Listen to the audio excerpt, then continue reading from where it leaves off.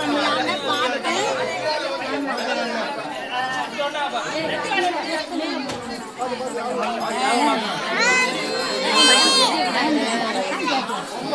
பார்த்து வளரும் அது சரி சரி சரி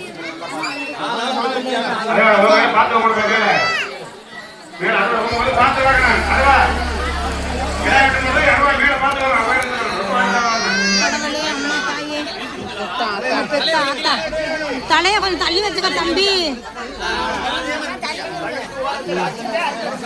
பெத்த ஆயா இவ்வளோ சுத்தி